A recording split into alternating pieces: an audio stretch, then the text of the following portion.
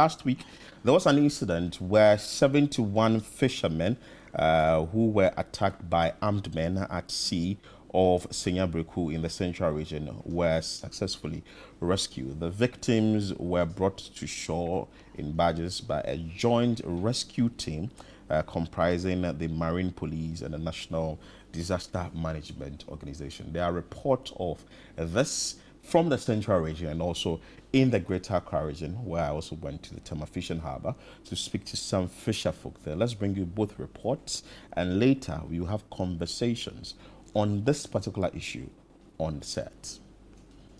Fishermen who were on a fishing expedition were ambushed by gunmen who made away with their outboard motors, leaving them stranded on sea.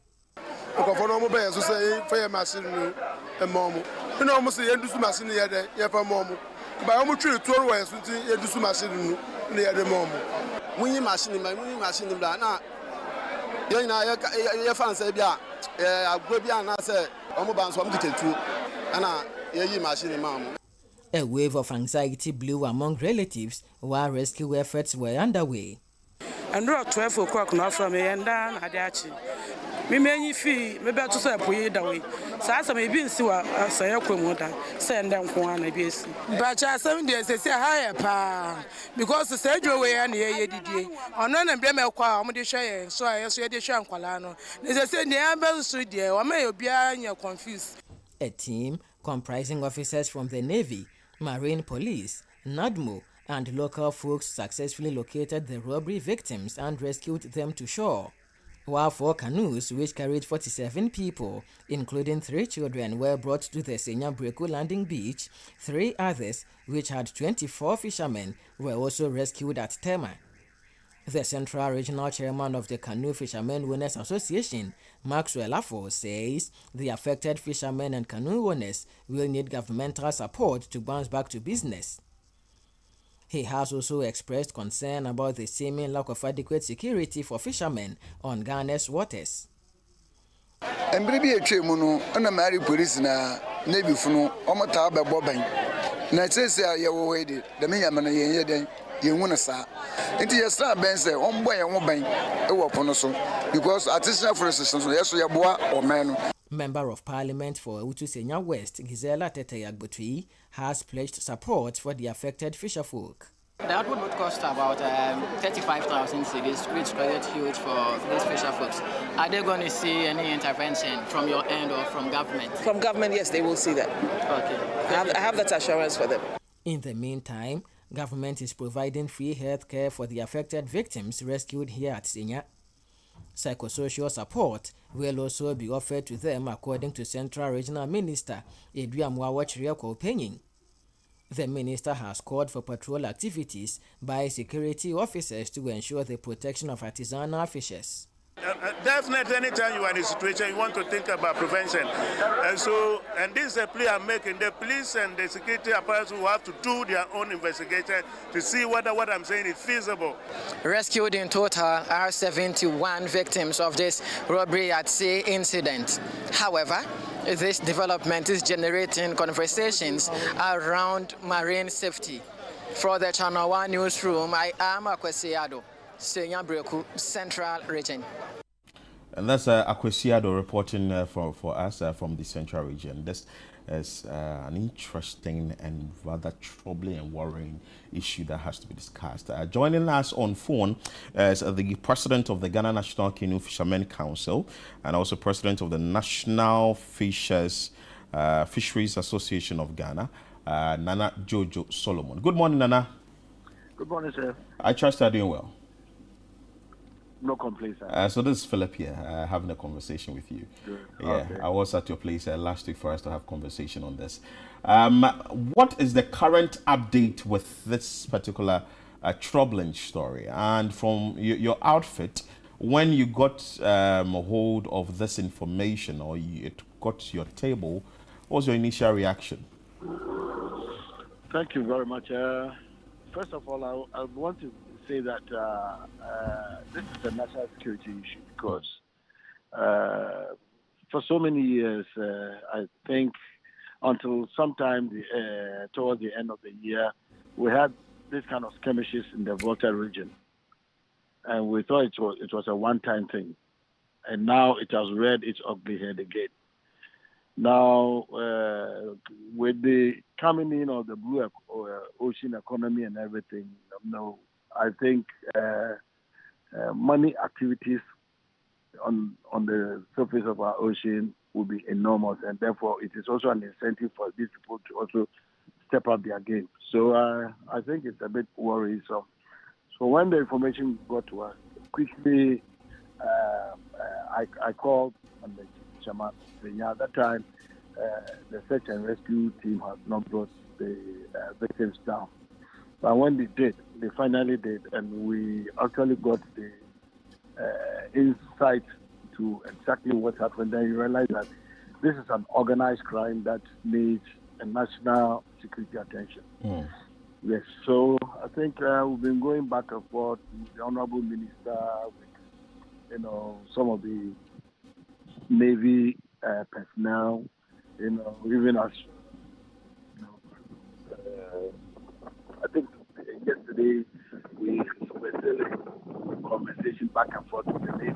Nana, we are losing you. If you can position yourself well. So, is it okay? Yes, it's better.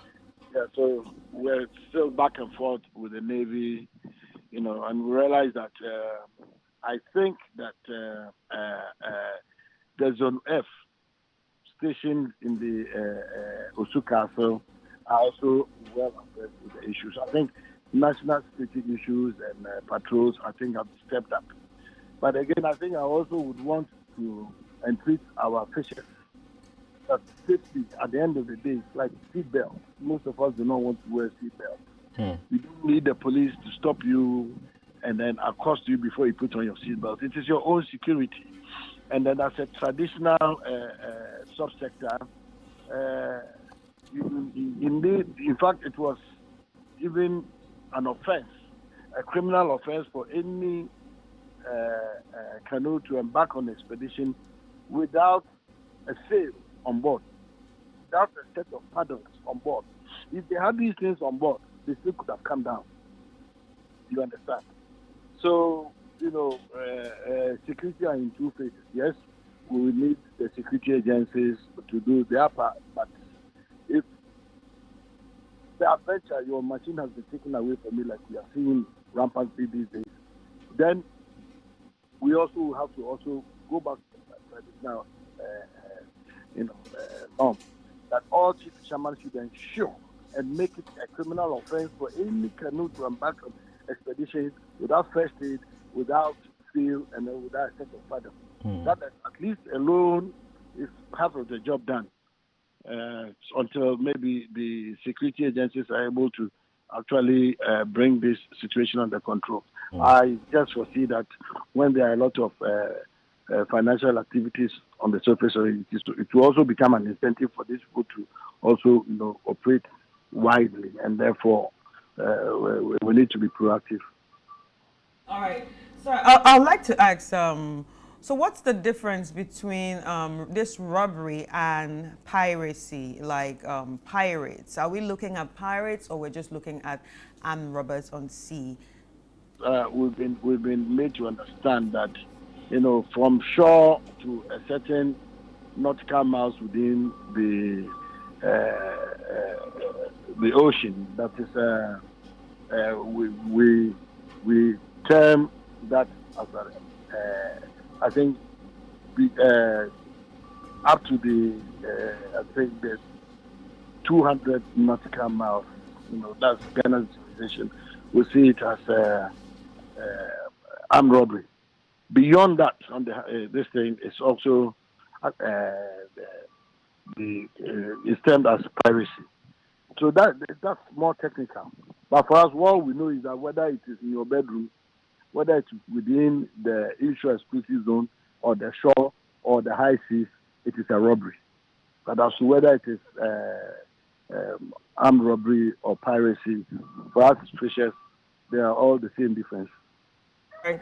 So when this robbery happens, what exactly do these robbers want from the fishermen? Outboard motors. One outboard motor is over 40,000 Ghana cedis. So if in any operation like this, they get about 20 outboard motors. You can imagine. They are only looking for the outboard motors. Right. So did they succeed in this case? Oh, yes. I think they were able to make from the fishes about 10 outboard motors. Okay, so when that happens, what does that mean? Does that mean that the canoe doesn't function again and it doesn't function again? How can you propel yourself back to shore? That is why, traditionally it is an offense to embark on, because your machine can fail you as well. Yeah. Yes, and then that will also bring untold hardship or even death to the fishes, depending on where you find yourself. Okay. And therefore, it is a traditional norm that any canoe that embarks on fishing must have a set of paddles, at least about 10 or 12, that they can paddle down, because before the machines came in, we were doing paddling already. You understand? And then we can also have a sail that you can, and then the wind will also bring it down. Okay. Nana, thank you so much for your time. We are grateful you joined us to let us understand the gravity of the issue. So Nana Jojo Solomon is the president of the Ghana National Canoe Fishermen Council, and he helped us to understand a few things. And Chris asked him what these armed robbers actually want, and he made mention of the fact that they want the outboard motors. If you know what an outboard motor is, the machine attached to the canoe to aid in movement of the canoe, so from one place to the other.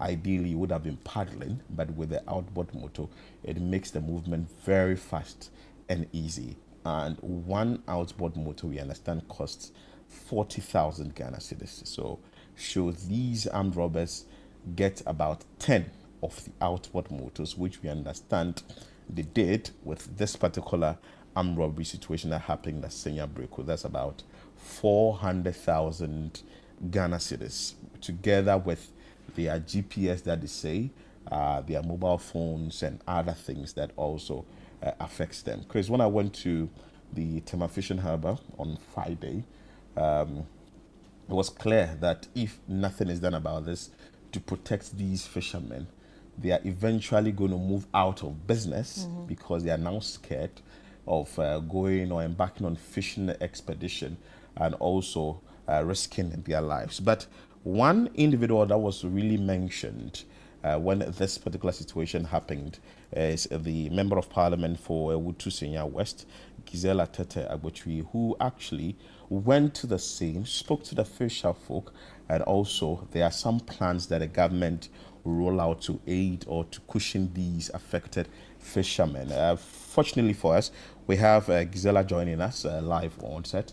Good morning, Honorable. Good morning. Good morning. I trust you're doing well. Yeah, thank you very much. Okay, good. First of all, I want to find out from you. The incident happened last week. We saw that the president, during his State of the Nation address, made mention of some measures that we put in place to, one, cushion these affected fishermen, and as well try and, if possible, replace the outboard motors for them. What's the procedure now, and where have we gotten to with this particular promise? All right. So good morning again to your listeners and viewers. Yesterday, I went with a national security operative just to visit the fishermen again, the affected fishermen in Senya Breko, just to remind them of the promise that the president himself made. And so tomorrow morning, the Minister of Fisheries, Madam Emilia Asa, will be going with the outboard motors to donate to them in Senya Breko. Oh, beautiful. That's nice. That was very, very swift. And it's going to get the fishermen back on track. But when you visited them, what was your word to them? They are your constituents. How did they look like? Paint us a picture of the situation when you visited them on that day when the incident happened. Oh, that day, well, it was a, how do I describe it? It was relief. It was relief all over their faces, and all the fisher folk. In fact, the town literally moved in at night when they heard about the incident to the seashore, and they were literally there till dawn. And there were still those who stayed behind, until certain measures were put in place. But it affected the whole town. And Senior Breku is a fishing community, and a lot of people are engaged in it. So word went round very fast. This is what had happened. And at that time, we didn't really know the numbers. The numbers were moving between 8 boats, 13 boats, 6 boats. It was very gray. So at least by the time we're done, I mean, we knew that, okay, now everybody has been brought back to shore. Wow. And I thank all the agencies, that were involved. The Navy, called the Chief of Staff, the Army, called Office of the President, Standugbe, National Security Coordinator, Madam Emilia Asa, the Fisheries Minister, the police, Central East Command, everybody was, NADMO, everybody was on board. Wow. So you had a first-hand information from these fisherfolk. What actually did they tell you when it comes to safety on sea, and what exactly from the government side will be done in future to protect these fishermen when they embark on their fishing expedition? Well, for one thing, they don't go with arms, and they've been doing this for many years. It has not necessarily been necessary for them to do that, but they have their own ways and means of keeping themselves safe at sea. When they go as a community, so maybe 4 boats may go at a time. You don't often see one person going solo all the way, So going at a time, maybe I am here, and all that. But moving forward, the Minister of Fisheries will have some pronouncements to make, because this is directly under her purview. For me, this happened in my constituency. Several of them are my constituents, about 47 of them, and about 24 of them work there because of fishing. They are the ones who were given help to go to Tema and told to Tema. But they are back. So I just had to make sure that my constituents were safe, and whatever we had to do to bring them to safety, it was very critical, because time was also of essence. Because usually they will go in the night, they go in the evening, and then by morning they are back with their catch. But for this one, they had to stay on hours, and they ran short of water, ran short of food. And so when the Navy got to them, they gave them some water and a few other things. So at least they were the commuter between them and also senior canoe fishermen also, especially the chief fisherman. I must commend him as well. They have their own ways and means of doing their local rescues, and that's what some time ago Professor Mills talked about, the native wisdom, which is just very practical. We had to put about 4 outboard motors into an empty boat. About 4 guys went to them, and then to go and drop off an outboard motor to everybody to fix on their boat and bring them. But one of them was faulty, so that's when you see in one of the TikTok videos, the Navy were pulling one of the boats because the outboard motor was faulty. So at least everybody, put in their efforts to make this happen. It wasn't pleasant, but it was hopeful, and we're determined to make sure that there will be no casualties. I was playing worst case scenarios and best case scenarios in my mind. Wow. And I think the reason why the president mentioned that, I spoke to him at about 2:00 in the afternoon. By then, 2 boats had arrived. So he was very much he knew what was happening. What was happening, the status at that time.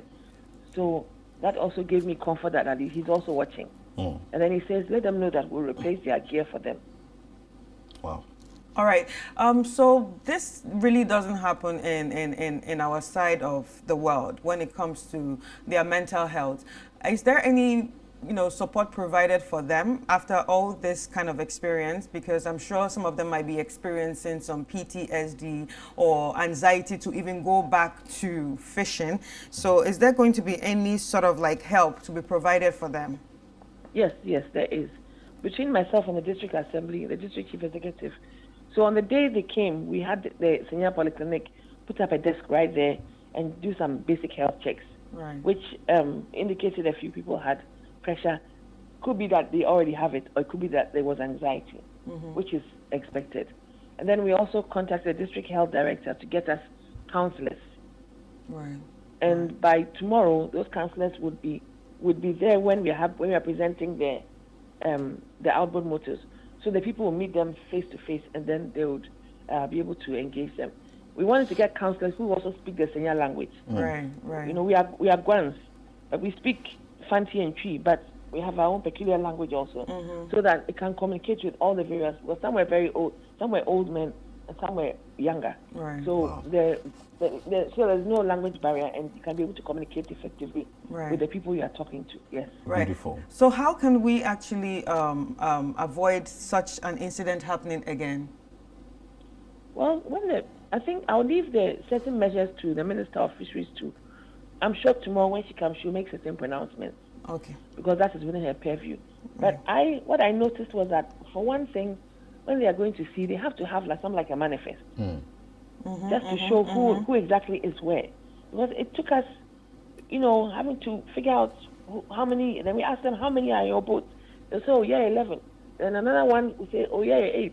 So it was to know. You must know who is going. So we discussed with the chief fisherman yesterday that does he see that now the importance of having, manifest. Yes, so that even if at least on this boat there are 9 people, and not 9 nameless people, 9 people, Kojo is on so and so and so. So we know that they are on this, and then another one also on this. That will have to be a local arrangement that to be made, at the shore. Wow. Right. So tomorrow, as you said, the outboard motors will be presented to these fishermen. How many will come to Senya Breku and how many will go to Tema? Because you made mention of some of the fishermen also from Tema who were also involved in this bizarre situation. So they work in Senya. There are fishermen who work there, but the boat ended up in Tema because that's where they got help to be told to. So I spoke to one this morning. They are coming to collect their outboard motors tomorrow. Because they've been informed that they have to come and pick them up tomorrow. We can't take it to them. We want them to come and with their boat owners. Because the boat owner is from Tema. Because on that day, he was actually there. Because he was also very eager to figure out where his people were. Beautiful. So then when he got to Senya, he was told that no, his boat was one of those that were told to Tema. So he said, okay, he's going to go back there. So the fishing community are very interlinked, actually. Okay, good. But before you take leave of us, maybe you would want to speak to your constituents or your fishermen and assure them of government support. Maybe you can do that in your dialect if you want. I'm not so good in my Guan dialect. I can do it in Fanti, but anyway. We met them yesterday, so we told them, and I think when we get there tomorrow, I'll do the needful. Okay. So any final words before you take leave? But just to assure the citizens of Utu Senya West that we are working. And we are on top of issues, and for even government and the president to acknowledge that we have kept tabs on this, it just shows you that we tried to do a good job at coordinating as much as possible from the local, between government and local level. Thank you so much, Gisela. She's the member of parliament for Utu Senya West, and she actually spoke to us extensively about what they are doing and what they will do tomorrow. That is a giving out of the outboard motors, like the president said at the State of the Nation address, that he has actually instructed the National Security Coordinator to ensure that the processes go through and they replace these outboard motors for the affected fisherfolk, which is actually happening tomorrow. So a statement that came from the Ministry of Fisheries and Aquaculture a day after the incident happening reads that the Ministry of Fisheries and Aquaculture Development has noted with deep concern recent pirate attack targeting Ghanaian fishermen. The ministry is, however, relieved to confirm the safe rescue of 71 Ghanaian fishermen who were recently attacked and held at sea. We recommend the Ghana Armed Forces, the Ghana Navy, and the Office of the President for their swift, coordinated, and professional response. Excerpts of the statement also mentioned that in line with some reforms that we put in place, the ministry is implementing additional measures, including the improved registration and licensing of fishing canoes, introduction of GPS tracking and long-range communication system for artisanal vessel, and the rollout of insurance and pension scheme for fishermen. Government is also enhancing naval patrol capacity to strengthen surveillance, deterrence, and also rapid response at sea. Because if all these things are done, it helps the fishermen to go about their day-to-day activities freely, and we can also enjoy the fish. Mind you, the fish that you are enjoying in your home, in the restaurant, at your workplace, in school is brought on land by someone.